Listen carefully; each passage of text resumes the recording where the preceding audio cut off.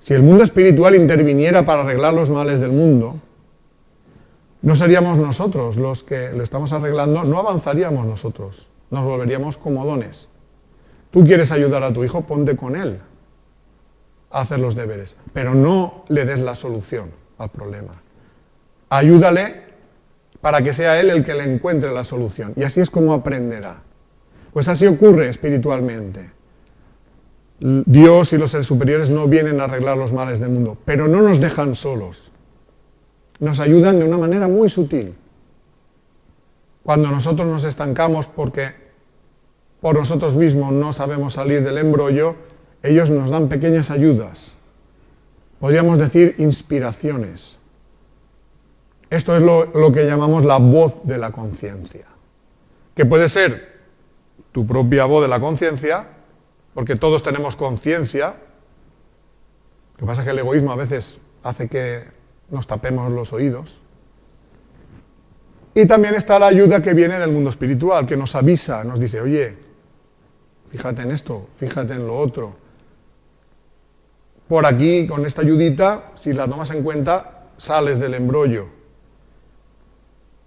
Y de esta manera, con esa forma tan sutil, sin vulnerar nuestro libre albedrío, recibimos la ayuda.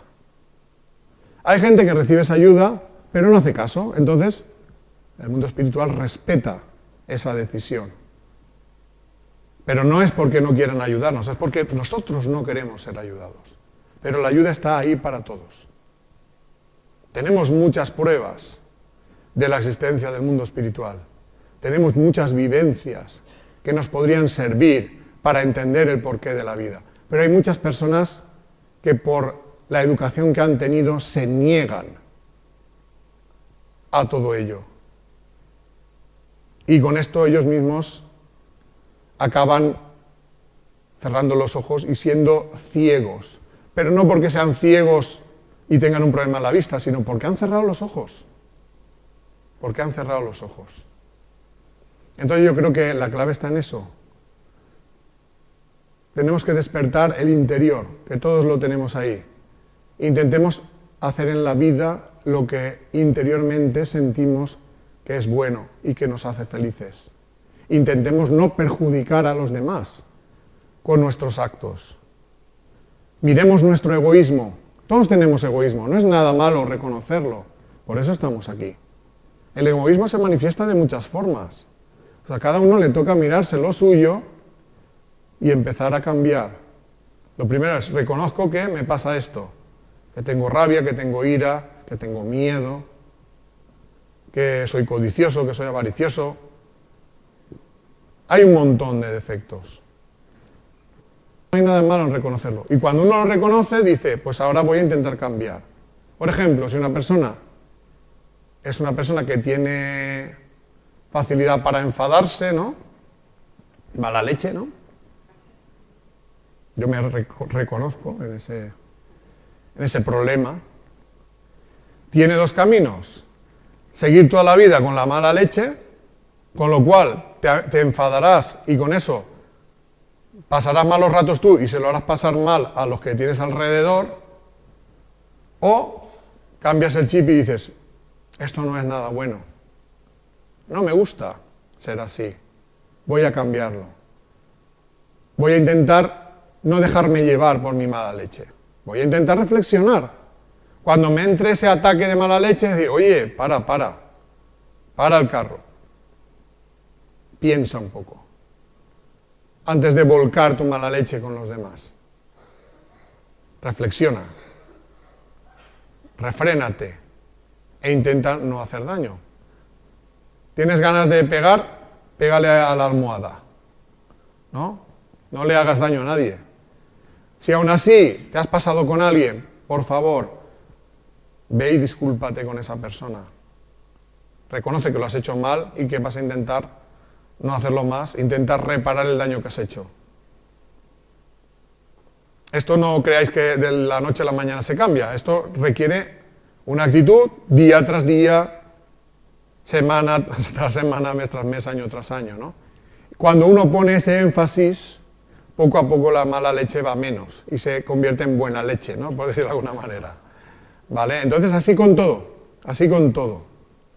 Es necesario que nos miremos esos defectos.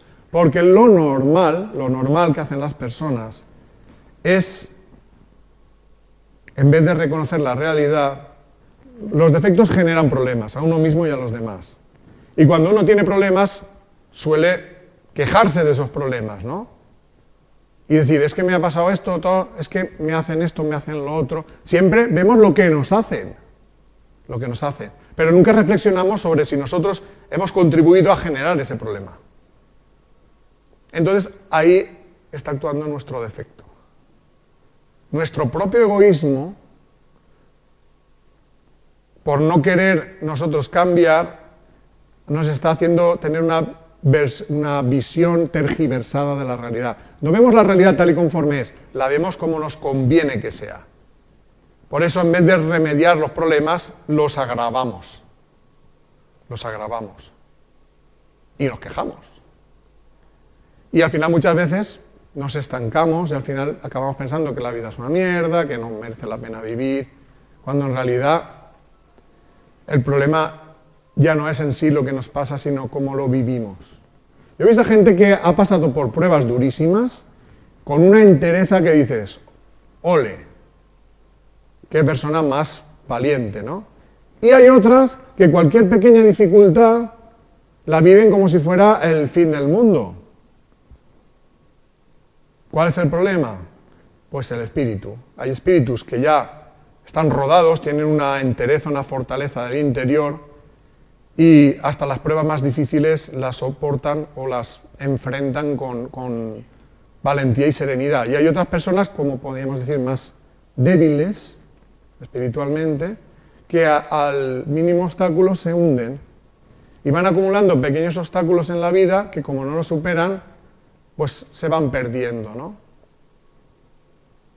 Por eso es importante que reflexionemos sobre el tema del sentido de la vida. Muchas personas pensarán,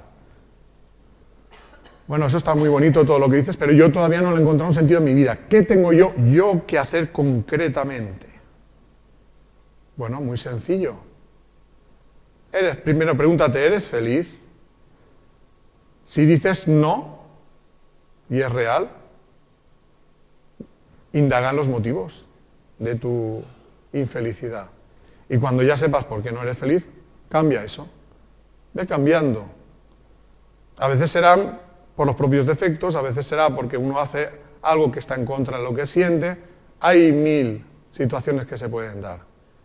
Pero la clave está en escuchar la voz de la conciencia, porque la voz de la conciencia te dice la verdad y te va a saber orientar qué pasos tienes que dar. Y muchas veces esos pasos requieren valentía.